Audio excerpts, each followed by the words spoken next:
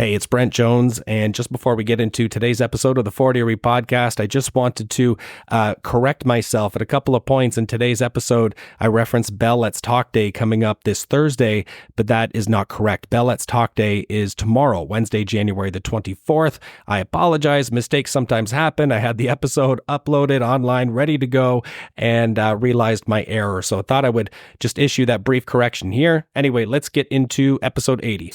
The Fort Erie Podcast with Brent Jones. Brent Jones starts now. Hey, thanks for tuning in. I'm Brent Jones, and this is the Fort Erie Podcast, episode 80. It is Tuesday, January 23rd. I hope everybody's doing well, surviving the winter wonderland. I don't know about you, but it feels like I'm clearing my driveway like twice a day right now.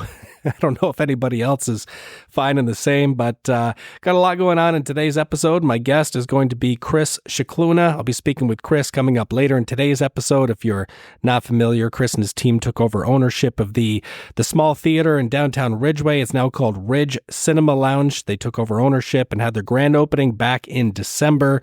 More coming up on that. Also on today's episode, I'll have Julie Young on the show. A lot of you probably know Julie from around town from some of her volunteer work. She really has no official title, let's say, for today's episode. I'm going to call her a mental health advocate. Julie has penned a poem, a bit of spoken word called Voices, about the stigma surrounding mental health, and she prepared that to share with us today. So that's going to be coming up shortly. And if you're asking why Brent, why today, why are we talking about mental health advocacy? Well, as the title of today's episode would suggest, this Thursday, January the 25th is Bell Let's Talk Day. That's the annual Bell campaign surrounding mental health. The first Bell Let's Talk Day happened back in 2011, so 13 years ago. And Bell is, as they say on their website, they're on pace to raise, or to have raised, I should say, more than $150 million in funding for various mental health initiatives by next year, by the year 2025, which was their original aim.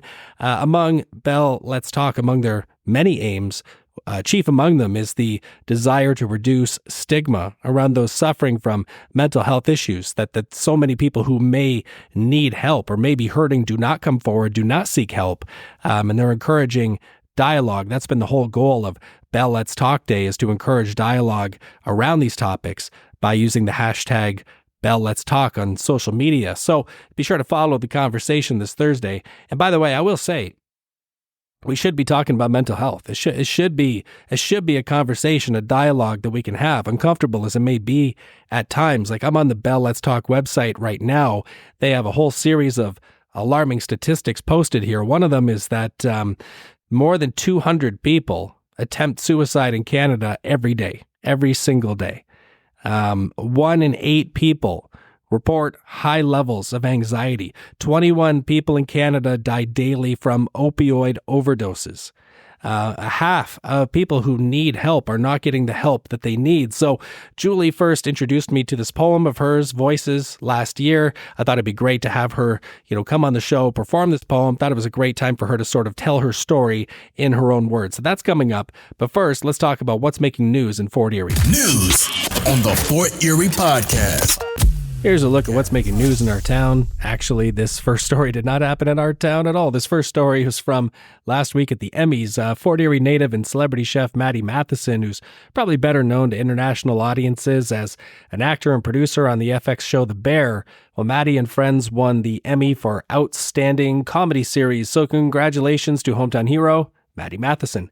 Then a 13-year-old Fort Erie boy has been banned from driving for 3 years after a crash last fall that caused another driver to go into premature labor. I actually believe I covered this story, the crash itself, last fall on the Fort Erie podcast. Well, anyway, this kid had his day in court, and as the court heard, on the day of the crash, the kid basically draped a piece of clothing over a security camera at his parents' house. He stole their vehicle, took it for a joyride, and then a short period of time later, he failed to come to a stop on Ridge Road, slamming into another vehicle. The driver of that other vehicle was a 29-year-old pregnant woman who sustained some pretty serious injuries in the crash and went into labor. Her baby was born 2 months premature. I think what confuses me the most about this story is that this kid was given a 3-year ban on driving, but by my math, if he's 13, that means he's not legally eligible to drive for another 3 years anyway. So I'm not sure if there's any real justice being done here at all. I don't know. Look, what I do know is that at that age, we all do dumb things. I know I certainly did, but one thing I never did was steal my parents' car before or after turning 16. Anyway, as many of you know, there was a packed house at the Leisureplex back on January 11th for the Fort Erie Healthcare SOS public meeting, a discussion on the state of healthcare here in our town, which of course includes the overnight closure of Douglas Memorial Hospital's Urgent Care Center. By now, you might have seen some photos and videos floating around on social media.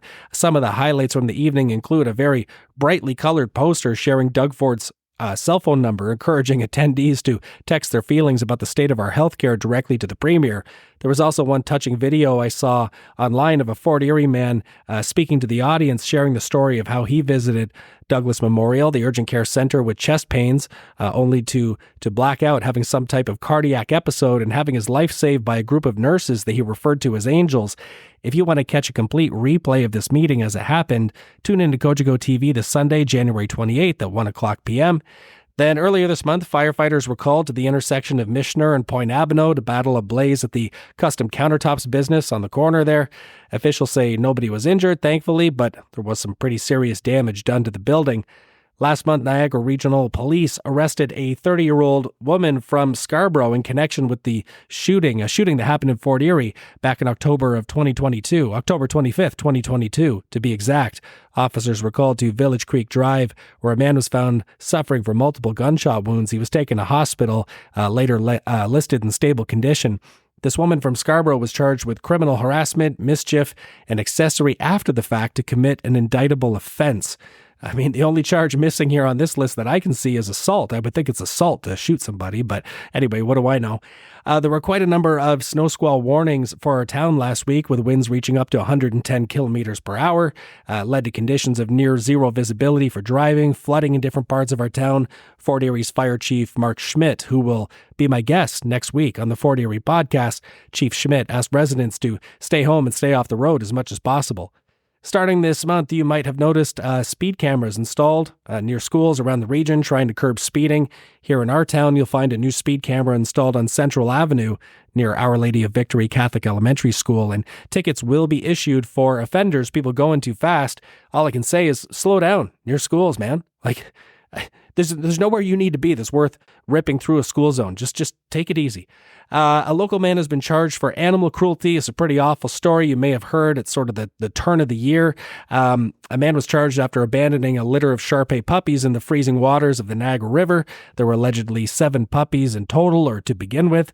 1 died in the freezing temperatures. 2 disappeared, likely carried down the river.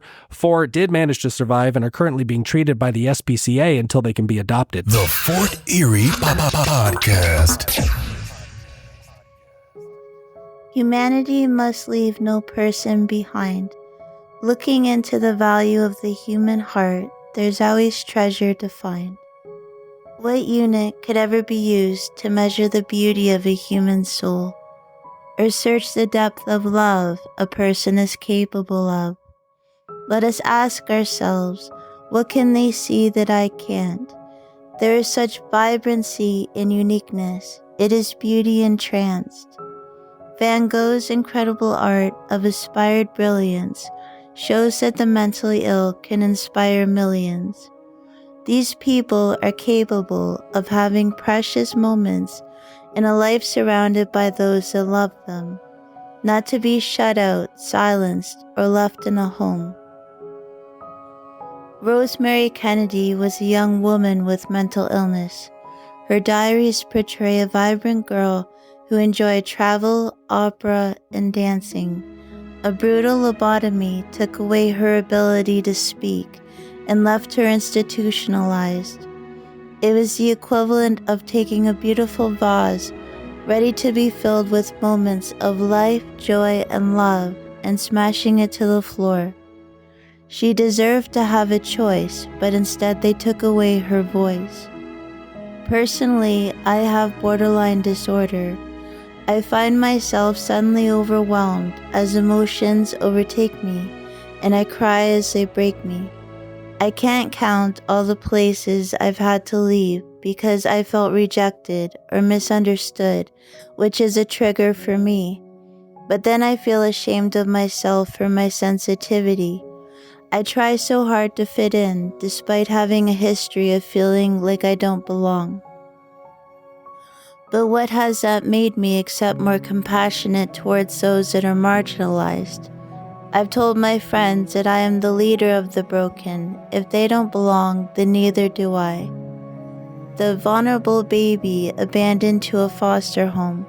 The lonely child walking back and forth at recess because nobody wanted to play.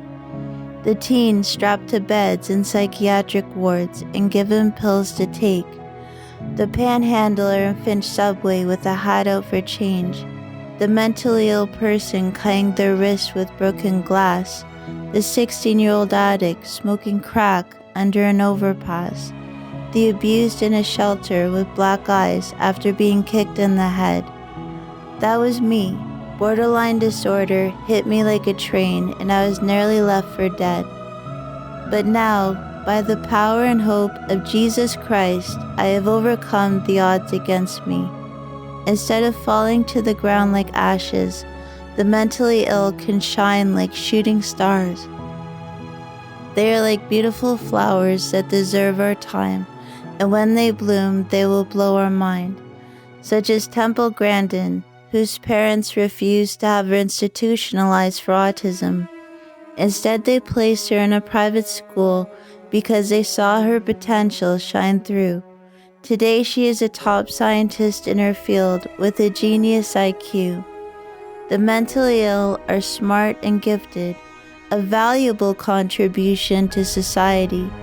Let us help them find their voice, and if their voice is too faint, let us shout along with them until the wall of stigma breaks. It's Fort Erie's answering machine, the Byrd Box. Welcome to the Byrd Box. If you aren't already familiar, the Byrd Box is the voicemail answering service I have set up for the Fort Erie podcast. You can call in any time of the day or night you'd like and squawk about anything you want. Something you heard on this show you want to respond to, something you saw around town, something you want to get off your chest. Any reason you want. 289-599-BYRD. You leave messages. I play them right here on the Fort Erie podcast. This first message I'm going to play for you. This came in last week, but I'm only playing it today. So here, have a listen. Happy New Year and welcome back. We missed you. Yeah, some Happy New Year's well wishes, which I appreciate. Nice to know at least somebody missed me out there. That's good.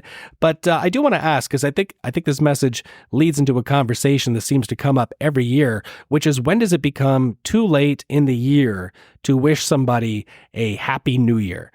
This seems to come up as just a point of conversation every year. I pulled up an article here from CTV. This is actually from January of 2023, so a year ago. I guess it must have been a real slow news day for Bell Media when CTV has to start covering New Year's etiquette.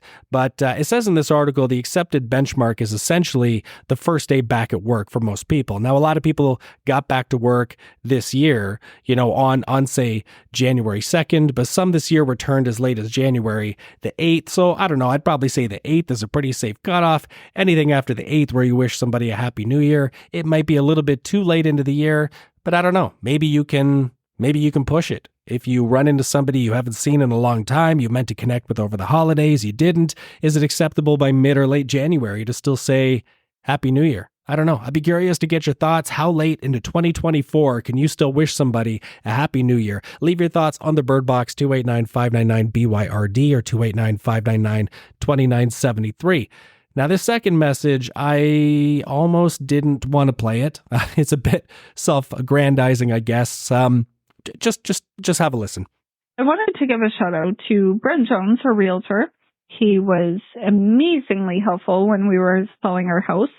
He's knowledgeable, personable, and I am grateful that I can consider him a friend today still, after 2 years of our house closing. Two very kind messages back to back. Look, I appreciate that. Thank you for the kind words. And for listeners, I just want to make sure it's clear. I endeavor to keep the Byrd Box anonymous. So obviously I know who this caller is, but I'm not going to announce who this caller is. Unless you want to be identified, you are treated anonymously when you call the Byrd Box. So if you're, say, a local business and you want to promote your specials, well, you're probably going to have to say who you are if you want people to actually come check out your business. But for anybody else who calls in with feedback on something, it's kept anonymous. So all I'm going to say about this particular caller is, yeah, I helped this client and her husband sell their Fort Erie home a couple of years ago. They moved out east. They love it out there. We still talk from time to time. Nice to hear from it. Really nice to get a message like that from somebody who's not even Fort Erie based anymore on the Fort Erie podcast. All I'm going to say really about this message is, whether it's me, you use as your realtor, or somebody else, find an agent that you see eye to eye with, that you feel comfortable with, because at the end of the day, we all push the same area paper. Okay, we're all essentially doing the same thing. There's a difference in approach, but when rubber meets the road, we're more or less doing the same thing. So it's important that when you're choosing an agent to work with, whether you're buying or selling, whether it's residential, commercial, or otherwise, choose the agent that you feel you have the strongest sort of like, know, and trust factor with, the person you think is going to best understand your needs and represent your interests. So that's it for today's round of the Byrd Box. I'm just going to play those two messages, but if you want to leave a message, a joke, some feedback, something on your mind, anything you want, good, bad, or otherwise, here's how you do it. Have something you want to squawk about? Let the whole town know what's on your mind. Call the Byrd Box at 289-599-2973. That's 289-599-BYRD. All right, I've got on the phone Chris Shickluna of Ridge Cinema Lounge. Chris, how you doing? I'm great. Thank you, Brent, for having me. Appreciate the time. Oh, I'm glad you decided to come on the show. And let me start with a congratulations, a grand opening for Ridge Cinema Lounge in December. What brought you to this area? What made you decide to tackle Ridgeway's downtown theater and sort of resurrect it? Yeah, it's there's so many moving parts to life, and I think for me, after spending 20 years corporately and seeing the way that the current landscape, both socially and economically, are running, I think that there's a good opportunity to bring a lot of newness in technology and entertainment to all communities. And fortunately for me, I'm familiar with the region. I grew up somewhat locally, and happy to put some roots down in this region and bring the community, the theater back. And with it, some newness, some opportunities of gaming and events and parties and birthdays, and just a community spot where we can continue to bring what was once in the past of the cinema and that experience, as well with some of the newer technology and some of the events that all ages want to participate in and enjoy now. Well, I think it's a great, well-rounded answer. It's no secret that the ownership of the downtown theater has changed hands a few times over the years. In fact, I had the previous owners on the Fort Erie podcast at the time. And so I'm curious about this particular project, because there's a lot of ways that you could have got sort of embedded, let's say, into our local community. And this was the project that for you made the most sense. So what was it specifically that made you say, hey, Ridge Cinema Lounge, I think this is a great idea? Perfect. I love this. And I didn't anticipate it. So let me go with this, Brent, because I actually am now feeling young again. When I was 18, I had studied broadcasting in college. I went to Niagara College, studied broadcasting. I was in the arts. I really wanted to be in the media, in the community. I love cinema, music, art. And then I gravitated toward the corporate world, which was a great experience. But it was time for me to come back to what I loved, and to bring my business knowledge and my experience, as well as I'd be remiss to not mention our partners, Paul and Sarah, who are supporting us in this project as well. And their knowledge and experience and skill set gives us a really well-rounded opportunity to hold hands and engage on our different strengths and skill sets, because I have many skill sets that are lost. And I know we all do. That's part of life. And so to hold hands, bring the community together through their ideas, and then still incorporate my knowledge with my background in arts and broadcasting and desire to bring some excitement to a world that can be a little boggled down with schedules and parents needing to work multiple jobs to support families now with the economic status. It's nice to have a place where we can go as a community and engage with each other. And our philosophy is filling gaps and solutions only. I know there's lots of entertainment and options for people to go and use their hard-earned money. And I think for the right price and the right environment, we want people to spend it with us and spend time with us so they can have a great receipt of a product back to them. And if we're going to commoditize everything in life, as we often do, at least let's give people what they're looking for. And I think for me, having a spirit to come back and be engaged in art and film and community brings me back to the roots after many years, plus 20 plus years of corporate world and travel and seeing a lot of things. It's exciting to bring that kind of full circle back to the region, back to the Niagara roots, back to the college roots, and engage in the cinema and the lounge aspect, which is really important to us too. We have turntables and 3,000 vinyl records and CDs and books just to relax. If you're not into a movie, you can still enjoy us and pick some time out for you in the day. And there's no cost to come into the lounge. Just enjoy it. And if you want a drink and a snack, we'll have that, as well for you. And it's a business model that's community based, and I'm pretty excited to come full circle with it. Well, I like that, and I like the rejuvenating aspect of it. You mentioned time spent in the corporate world, and by the way, I might say it was maybe a missed opportunity that you didn't pursue broadcasting, because you certainly have a great voice for it. That's thank you. That's for sure. It's funny. I'll share you my joke, and we can put this for everyone to put a face to it later. When I was in school, the ongoing joke was I had a face for radio, and television wasn't going to be my strength. So turns out, hey, it is what it is, and I like to talk. So if you like to listen, I will do my best. Well, I appreciate that, and the corporate part I find interesting because it's almost like a 180 for you. Having spent time in the corporate world, I mean that is not always an arena, let's say, that fosters creativity, that fosters imagination. So it's I have to think for you, it's got to be I don't know if I'd call it like a second wind, but like a chance to do something totally. Not totally different, but totally different, I guess, at the same time. Yeah. No, it's interesting you say it. In my mindset to this is that my actions will be educated from discipline in a different environment where I can execute that into the community. And I don't know, I'm nobody in the grand scheme of things of, experience and knowledge, but from my roles in the past, being in an area that was not creative necessarily and very disciplined and controlled by daily reports and analytics, it offers an opportunity to study and observe and then create the creativity through the gaps of what's missing. In big corporate business nowadays, and this isn't really a secret, we see a lot of systematics, and it's CRM and KPIs and measurables, which are really important.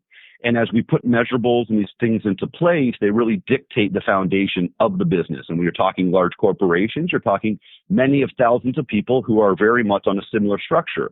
Now we open the gates to a small community-based business where we can be creative and we can have fun, but yet still understanding the financial aspects, the deliverable aspects, the coordination, and all that professional that can bring the entertainment at a stress-free level and still support, for us as a business owner, some profit and for the community, a reason to be engaged and spend their dollars. So I think for me and for us as a team, adding all the disciplines from knowledge is now the time to act. Well, I might feel like I'm 18, I'm actually not. So I think having the education of both sectors of creativity growing up and then the very professional atmosphere in which I was in to a little bit less professional and still accountable is a really nice mix. Well, there's a human element to it as well. There's a human connection, an X factor that doesn't necessarily come with the KPIs and the CRMs, as you mentioned, right? Exactly. Yeah. When you can reduce everybody to a cell in a spreadsheet, it's a whole different. I feel like a whole different hat you're wearing with the Ridge Cinema Lounge now. Have you always considered yourself, or are you a film buff? Are your business partners film buffs as well? Yeah. I would suggest I would be the art buff of the group. I know they both have their strengths in certain musics and arts and film, but I think I've seen the majority of film. And for me, actually, I would suggest I'm as equally into music and other forms of art. But absolutely, movies were my life growing up, and some days I feel like I'm in one, and some days I feel like I should be in one, and hopefully we bring the right one so people can enjoy that too. Well, let's touch on that, because I was on the website, I was looking at the lineup of films for January, and it's quite an eclectic selection. Like how do you guys pick the films? How does the roster get selected? Well, the first thing we did was when we had our soft opening. It was our grand opening in December. We wanted to align with the community during Christmas, and we weren't fully ready to rock and roll and open the doors for business, but we wanted to make sure everyone had an opportunity to be heard. So we brought everyone in. We painted the walls black. We gave them all chalk and asked everyone to write the movies they wanted to see on the wall. And after we had maybe 100 or two options, we went through, looked at them all, and saw there was such a diverse ask that we thought we'd create themes. So we went with Mystery Mondays, and we have date nights on Thursdays and family nights on Fridays. We're going to do members' choice, so we'll have polls come out and Twitter options, Insta options, and just things that the community can pick. And, for us, it's for them as well. I love all movies. I'm sure there's some I prefer over others, but who am I to choose if someone likes anything from a 60s or 30s film or Hitchcock or Bogart all the way up to Oppenheimer and Barbie? There's many options for all ages. And I think to capture each different day and each event during the week is really important. I don't know why we wouldn't have diversity and inclusion to all different types of films and languages and arts and activities. We're really hoping that some of the local businesses who want to come in and do event nights with their local business, if it be a restaurant or any type of, I don't want to specifically say a business and sort anyone out, but a specific business that may have event planning or group settings where they can come in for a night, rent a theater, watch a show that they like, be entertained with themselves, their crafts, their games, and a show. That's wonderful. That's part of the interest for us. Well, I think the premise of, you mentioned the exercise with painting the walls black and using chalk and sort of crowdsourcing what people want to see is brilliant in its simplicity, because we see this happen with businesses, both small and corporate entities alike, where, every few years McDonald's will bring back the McRib and everybody's asking why. Nobody wants the McRib back. It's true though. I mean, I don't know any self-respecting person that wants to go get a McRib. So it's an interesting strategy just to say, hey, we're here to serve the community. What is it that you want to see? And I think there may be a case study or a business lesson in there for other entrepreneurs to say, hey, have you ever stopped to ask whether people actually want what you're offering or not? $1 million question. I mean, we live in a world, and this is my opinion, so I'm careful with it, but it seems as though we're really moving close to a lot of dictation in life. And that's understood. It's been around for a long time, and we're susceptible to it because we believe and we understand that there's importance to that. But from a business model, I don't want to force anything. I'd rather have a conversation than a dictation. I am not the person to understand the gaps.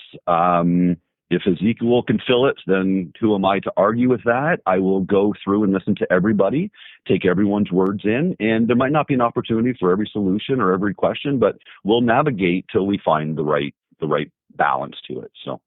Yeah, I think it's the dictation point is interesting because we see that happen with, the first example that popped into my head was how smartphones in the past few years all eliminated the headphone jack. It was like, you guys don't want to plug in your headphones anymore, right? You want to buy our expensive wireless earbuds. And it was like, no, we like getting free, headphones in the box and plug it. No. You want the wireless earbuds that we're going to sell you later. You don't need a headphone jack, right? That's what you mean by dictation. Absolutely. Yeah. They force the hand. And listen, this happens through all of life. I remember as a child being told, and I'm sure similarly people my age bracket were told, if you sit too close to the TV, your eyes will fall out. Well, I adjust to 50 years later. 50 years later, my eyes are still intact. And actually, in fact, we're almost dictated by the world, government, jobs, school to have a cell phone, to have a tablet, to have a computer in front of your face at all times. It's marketed, it's advertised. And so, yes, we want these tools and these advancements in technology, which saved my life growing up. I wasn't the most academically robust student. And when computers came through with spell check and support devices, it really enabled me to succeed. And that was awesome. I feel like right now, the line between tools to succeed and attachment is part of what we're not necessarily familiar with, which is if you ask everyone, why do you carry a cell phone in front of your face every day, all day long? It's because I need it. It's my banking, it's my phone, it's my contacts, it's my job, it's work, it's life. Now, was it dictated? Well, maybe not, but yet we all ended up with it. So there's a fine line between kind of navigated into a flow of society and life, which I find myself in, I find a lot of people in, and for me to take a step back, try to slow it down a little bit, and realize that in a business model where I could set up shop and say, this is what we're doing and go out of business in 2 months because my dictation was offsite, then that's a failure. And if I go in thinking, let's find solutions to the questions that people are asking, then we have a much more opportunity to be malleable and adjust with the times. And not just today. It could be tomorrow in a year. It could be next year, Brent. It could be COVID again. I don't know what tomorrow brings. So we'll set a foundation up to be solid, but malleable and able to adjust as we need with the community, because that's what it's going to come down to at the end for success. Well, let's talk about one of the solutions maybe that we're seeing at Ridge Cinema Lounge, because there is limited seating. That's no secret. 2 theaters, there's some limited seating there. Are you still working off of a membership type model where in order to come see a film, you must have a membership, or could somebody walk in on date night and just buy tickets at the door? How does that work? Both options are correct. So we have memberships available. We have Family Pass. It's $50 and includes for 4 people. It's 4 movies, 4 popcorns, 4 drinks, and future discounts on concessions. And we have a single pass, which is $25. You get a popcorn, a movie, a concession, drink, and then discounts on that as well. $5 from each of the family and the single memberships go to charity in the community. We're working with a Fort Erie community-based charity right now. We're meeting with them next week to align on a press release for the first donation we're making, and we've committed ourselves that after the first 100 memberships are sold, that $500 will be donated to this charity. We haven't announced it yet. We've picked it. We've worked with them. We're just waiting to officially release the name and get some encouragement and excitement for them as well. And every time we continue to grow and make money, we are going to continue to put it back into the community.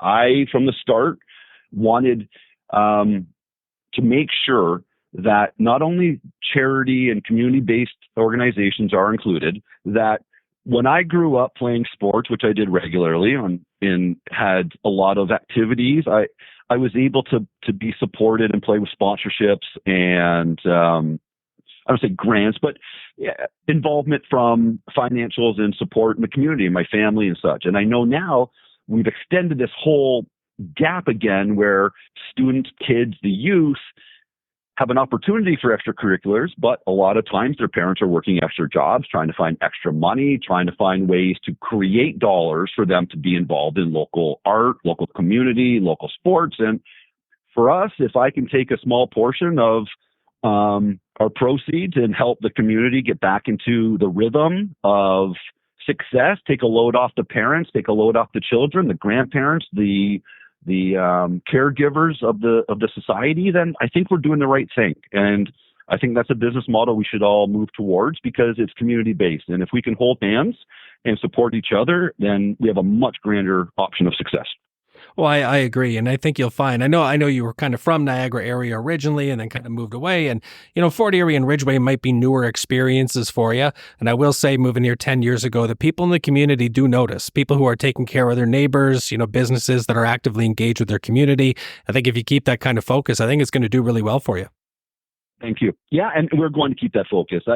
I was inspired many times through the summer listening to some of the community friends and family I knew who have multiple kids or multiple jobs. And that really is a really important piece for us. It's that a lot of people hold in the same, I guess, I don't want to say the same knife, but the same instrument puts everyone's hands on the same weapon, quote unquote. And then we're all in it together. We're all trying to find solutions and support each other. And not just for us as a business.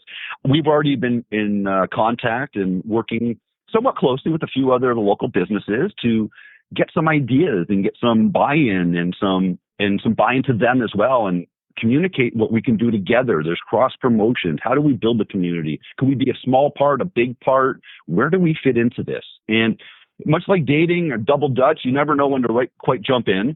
There's always a little bit of that hesitancy. And for us, excitement right now is overtaking hesitancy, which is a brilliant thing at this point. And I think having the knowledge and the lack of experience is probably a really good middle ground for us to experience it together and grow together. And if I came in 3 years with a business in another town saying it was successful, this is how it works, that doesn't mean it will be here. And I know the people here are quite smart. And I know that there's a mix of older local rooted people. And I noticed there's a lot of folks moving in the last several years from some of the outer regions, and there's a cross mix, and that's good. There's diversity, and we need to engage in that. And change is always interesting, and I certainly am amongst pushing change in all aspects of society. So to see the new people coming in and the old people remaining, it gives us both fresh ideas, and the years past of Crystal Beach and the Comet and the waffle cones and the smells and the street. We're in Hallmark and it's Christmas Eve and the snow. We got that. That is there. That is something I couldn't have created somewhere else because that's here. Yes. And so how do we utilize what greatness is around us? We watch, you look around. And from our observation, this is a beautiful spot to be, quite honestly. From talking about looking around, sort of in wrapping things up, I'm going to ask you about looking forward to the future. I mean, you've got this eclectic selection of films for folks to enjoy. You've got the concessions up and going. You've got games and other reasons for people to visit you. You've got a strategy to embed yourself in the community. What's next? I know you're just getting your feet wet here with Ridge Cinema Lounge, but where is this business going in the next, say, year, 2 years, 5 years? Where do you see things going from here? I want to answer yes.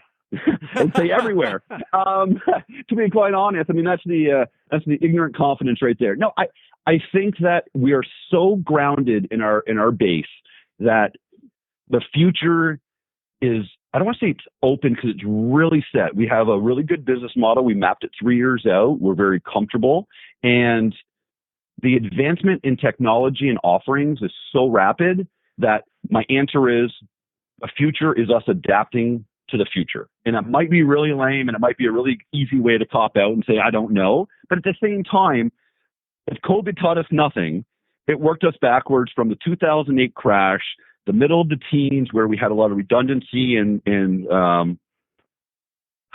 I guess cleaning of the after effects of 2008 in the mid-teens with a lot of redundancies and firings and repositioning in the marketplace, followed by COVID in 2020. The last 15 years tell me every 5 years, we don't exactly know how this is going to play out. So for us, we had a very business strong strategy model with a very exciting entrepreneurial, community-based entertainment atmosphere. So to blend the two, I think the future will come with advancements in technology, gaming. I think what we've already done is updated every piece of equipment into this building. All of our projectors, speakers, every piece of equipment is brand new. We worked with Electronic Depot in Niagara Falls, a good partner friend of ours, and they took care of us. So we're already currently available for 4K and all the highest technology. So we bought ourselves a few years when it comes to being ahead of the required change. So we're solidified in that, and now it's about ideas and growth. And what we like to do is keep continuing to have the community engaged in ideas and listen.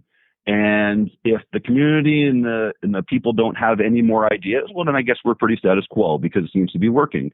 And if they also don't, we'll challenge them to find our ideas, either good or bad, and present them continuously.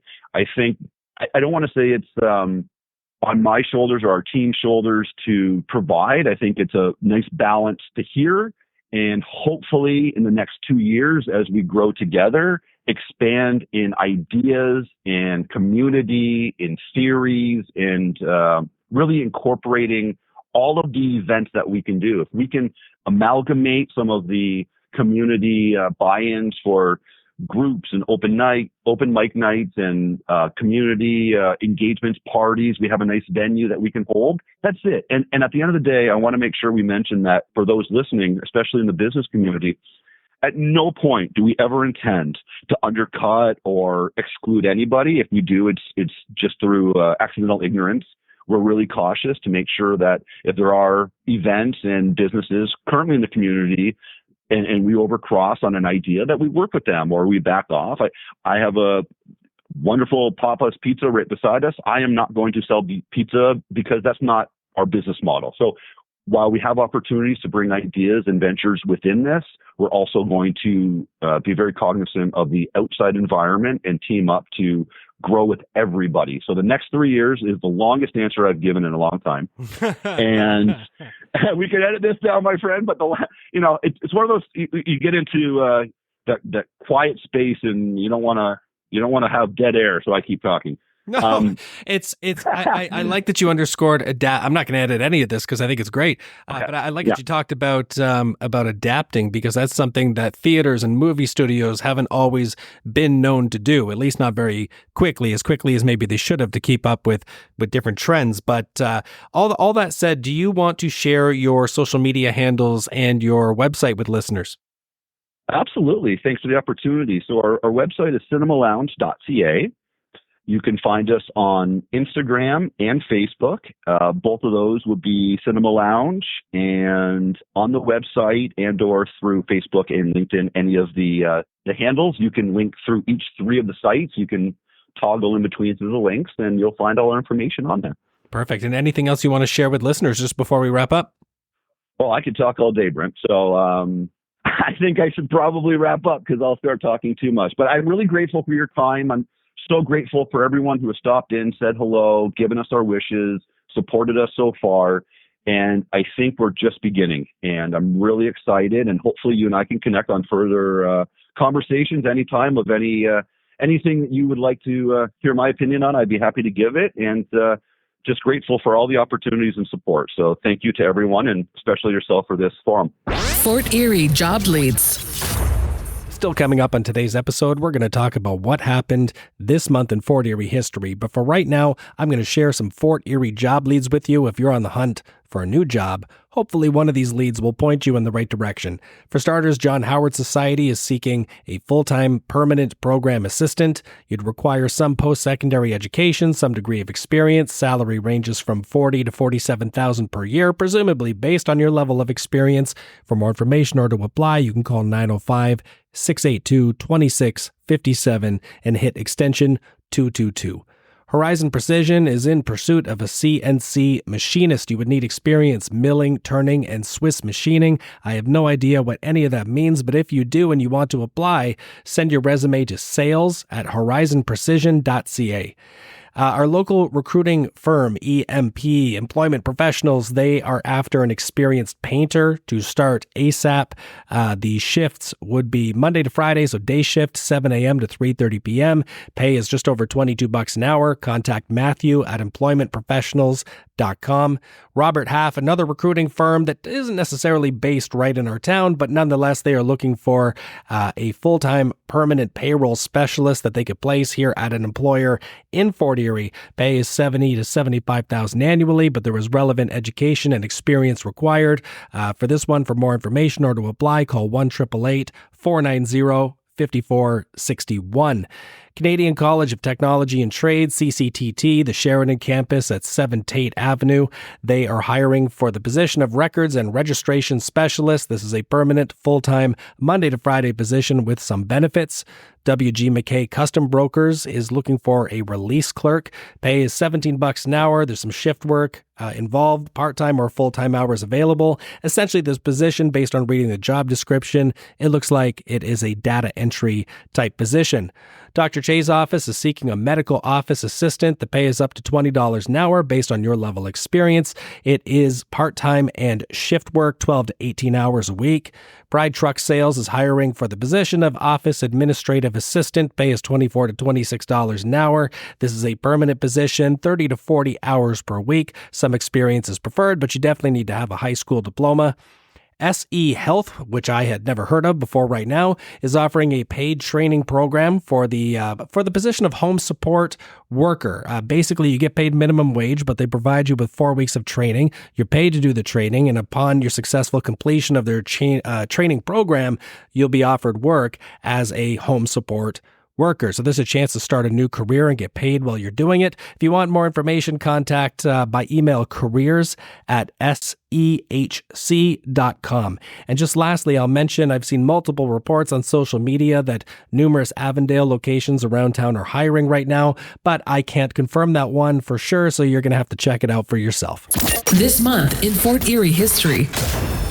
Well, when we're talking about Fort Erie history, I think I'd be remiss if I didn't mention the blizzard of 77.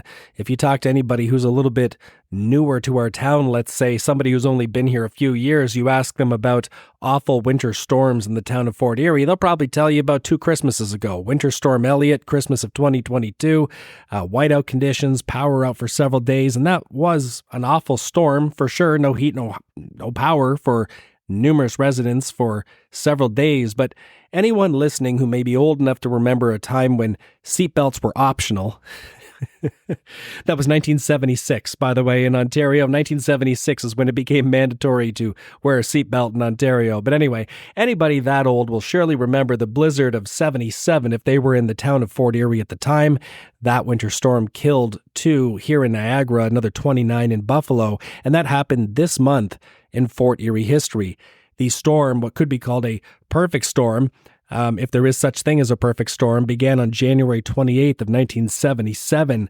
See, Lake Erie is the shallowest of the 5 Great Lakes, meaning it is the most likely to freeze. And in fact, Lake Erie had been frozen solid since mid-December, so for several weeks. And when massive winds began to pick up on January 28th, it blew thousands upon thousands of square kilometers of accumulated snow that had built up on the frozen surface of Lake Erie. It took all that snow and blew it inland to Fort Erie. So before long, Fort Erie, Port Colborne, Waynflete, our southern coastal Niagara towns were buried in snow. And if you're asking how much snow, well, most people did not go outside with their tape measure to double check, but you can see it in photos, and you can get the firsthand accounts from people who were there. We're talking snow drifts nearing the tops of telephone poles, like 35 feet. That's how much snow. We're talking about houses buried in snow, residents trapped inside their home for several days, no heat, no power, certainly no cell phones, really no communication, no way in and out. So the blizzard of 77 was most famously documented in the book White Death, Blizzard of 77, penned by Erno Rossi, a local teacher who sadly passed away in 2021. White Death is a 432-page book, including more than 70 photos, and was originally published back in 1978. You think about today, you'd have photos probably all over social media. As long as your phone still had power, you'd have digital. These photos are really a rare find, considering at the time somebody had to have the camera, the film on hand, the foresight to take pictures to get it developed. So quite an impressive collection. I got my hands on a used copy of this book a few years ago. It's a fascinating read. In Rossi's own words, the blizzard of 77 is the only blizzard to have ever been declared a major natural and national disaster by both the United States of America and Canada. The blizzard of the century, he called it.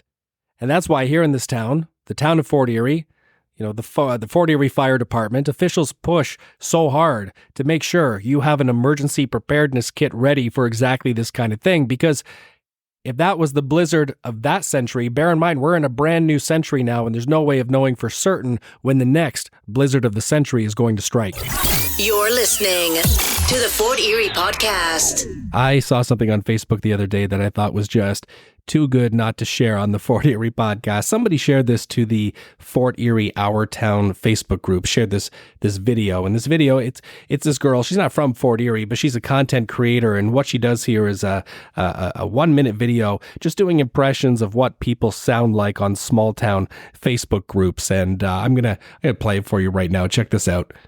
Just heard sirens. Does anybody know what's going on? I'm praying that everybody's okay. I didn't hear anything. Where are you located? Are you asking me to tell you where I live? Because I don't know what you need all this information from me for. Was it by the Little Caesars? Because there have been a lot of sirens in that area. Admin, please delete if not allowed. This young man just cut me up in front of the speedway on Winthrop Drive. He was going 42 and a 35, and I took a picture of his license plate because if this is your son, you need to teach him how to drive. Wait, how did you take this picture while driving? Because it kind of looks like my nephew's car, but he would never do that. Please mind your own business. What I decide to do while I'm driving is up to me. Actually, my husband is a police officer, and it's actually illegal to drive with your hands on your device. Hey everyone, I'm new to town. I'm just looking for some pizza place recommendations. And go. You should try my cousin's place, Hello Peppo's. Why didn't you just Google this?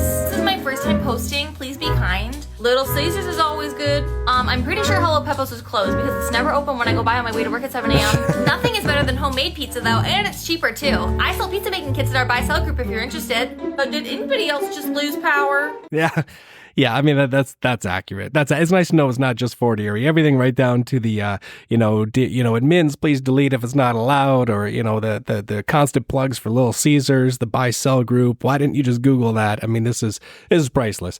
Anyway, I guess I'll catch you guys later at the Little Caesars, but that's the episode for today. Check out Ridge Cinema Lounge if you haven't already. Give them a follow on social media, or maybe stop by and catch a movie. Huge thanks to Julie Young for coming on the show today, for offering us some spoken word, sharing her poem Voices. Be sure to take part in the Bell Let's Talk conversation this Thursday on social media. And as a reminder, listeners, get your messages in on the Byrd Box, 289-599-2973 or 289-599-BYRD, BYRD. You can respond to anything you heard on today's episode, anything you saw around town, anything you want to get off your chest, anyone who deserves a little extra praise or credit. The Byrd Box is the place to do it. Next week, be sure to catch Fire Chief Mark Schmidt. He'll be joining me next Tuesday for another brand new episode of the Fort Erie Podcast. That's episode number 81 coming up on January 30th. But that's everything for today. Bye. You've been listening to the Fort Erie Podcast with your host, Brent Jones. Never miss an episode. Subscribe on Apple Podcasts or Spotify, or visit theforteriepodcast.com.